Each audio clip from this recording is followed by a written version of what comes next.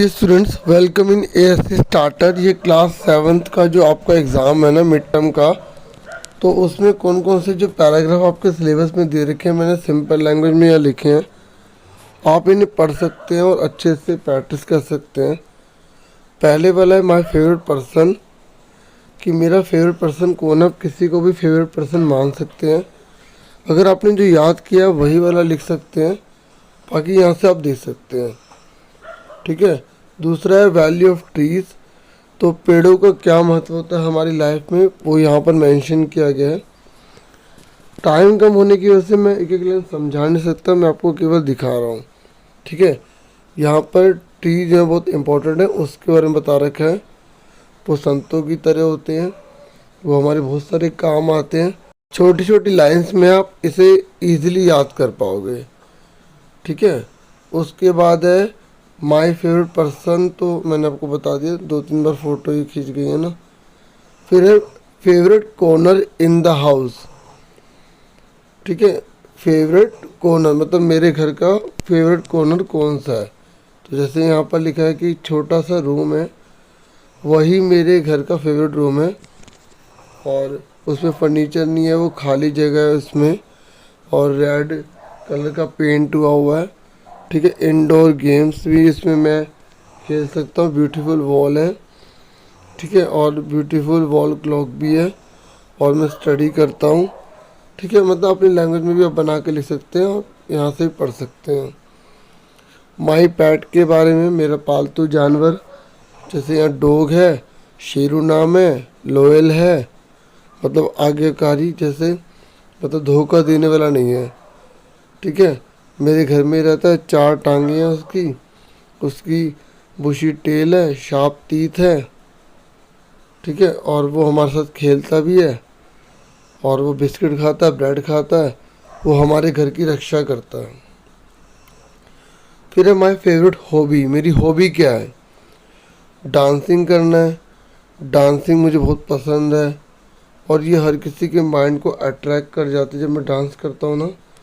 ठीक है। आई attract everyone's mind, मैं हर किसी के माइंड को अट्रैक्ट कर लेता हूँ।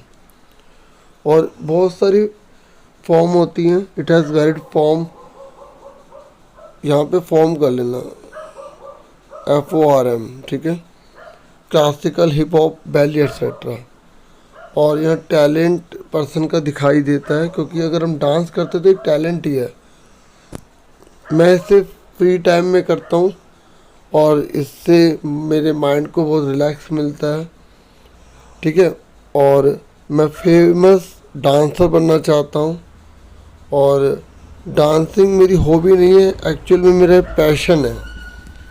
फिर है सेव एनिमल्स, एनिमल्स से जुड़ा हुआ आ जाएगा ना कोई क्वेश्चन, कि एनिमल्स हमारे लिए क्यों ज़रूरी है, या हमें उनकी सेफ्टी क्यों करनी चाहिए, तो उसी के रिगार्डिंग बहुत सिंपल लैंग्वेज में लिखा है, आप ये भी पढ़ सकते हैं।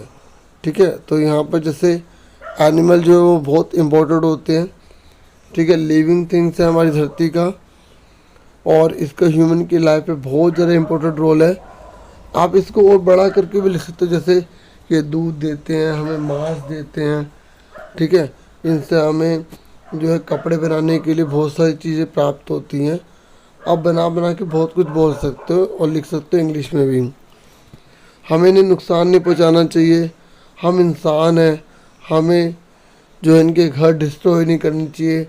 ये इकोलॉजिकल बैलेंस बनाते हैं, ये हमारी जिम्मेदारी है कि हम इनकी ज़रूरतों को पूरा करें, इनकी सेफ्टी करें। अब कुछ ग्रामर में आ जाओ। राइमिंग वर्ड जैसे टेल, नेल, नट, हट, प्ले में। फिर इस एम आर कहाँ लगाते हैं, ये मैंने रूल लिख दिया। फिर ये क्वेश्चन दिए आपको खुद करने हैं, तो मैं आंसर बता देता हूँ, आप वीडियो रोक के खुद करना है। जैसे यहाँ पे एम आएगा, यहाँ इज आएगा, यहाँ इज आएगा, इज आएगा, यू के साथ आर लगता है। ऊपर फॉर्मूले लिखे। फिर वाजवर है, वाजवर में आई के साथ क्या लगेगा, ये सारा रूल दे रखा है। ठीक है। फिर ये क्वेश्चन अपने आप करना, आई के साथ एम लगेगा, यू के साथ आर, वी के साथ आर, सोनू के साथ इज, दे के साथ आर लगेगा। ठीक है। फिर सिंपल प्रेजेंट टेंस आएंगे, तो अगर ये शब्द लिखे तो SES IES लगाना है, और अगर ये लिखे हैं तो आपको SESIES कुछ नहीं लगाना, ठीक है। अब जैसे यहाँ रिवॉल्व लिखा है तो आप, क्योंकि ये सिंगुलर है, तो जब आप इसका आंसर लिखोगे ना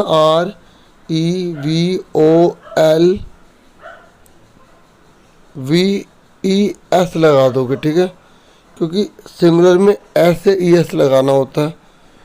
ओके, अब जैसे यहाँ पे I लिखा है ना तो ये सेम उतर जाएगा, और ये रोहन लिखा है तो WATCHES वॉचेस हो जाएगा।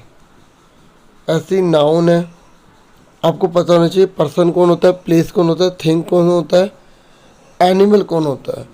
WH फैमिली के मीनिंग आपको पता होना चाहिए, तभी आप पैसेज में से आंसर कर पाएंगे। आर्टिकल्स ए कहाँ पर लगाना है, एन कहाँ लगाना है ये पता होना चाहिए, दा कहाँ लगाना है पता होना चाहिए। जहाँ पे आ से अड़ा खाली की आवाज़ है एन लगाना है, जब वोवल साउंड आए AEIOU, ये जो साउंड है ना आ से लेकर अड़ा खाली के बीच में होनी चाहिए, तभी एन लगाएंगे। अब मैं पहले ही क्वेश्चन दे रखा है, आप अपने आप करेंगे। अब मैं आंसर बोल रहा हूँ, सुन लो।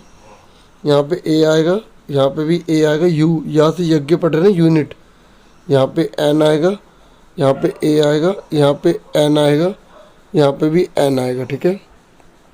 और अगर गंगा लिखा होता, ईस्ट लिखा होता तो दा लिखते हैं। ये माय स्कूल के ऊपर लाइन है, ये आप एक बार पढ़ लेना, क्योंकि कई बार ना 7th क्लास में इजी दे रहे थे। अब आपकी एक जो है पोएम आ रही है और एक लेसन आ रहा है, तो आपको पोएट और राइटर के नाम पता होना चाहिए। ये लिखा है स्क्विरल के 2-3 मैंने क्वेश्चन यहाँ लिख दिए हैं, और एक ही क्वेश्चन मैंने 3 क्वेश्चन का लिखा है। आप अच्छे से क्वेश्चन जो दे रखे वो कर लेना। अगर पेरेंट कंटिन्यूस लिखा है तो ING लगाना होता है, ठीक है। तो इतना ही था इस वीडियो में। Thank you for watching and listening carefully. Video को लाइक, चैनल को सब्सक्राइब जरूर करना, लाइक जरूर कर देना। Take care all dear students.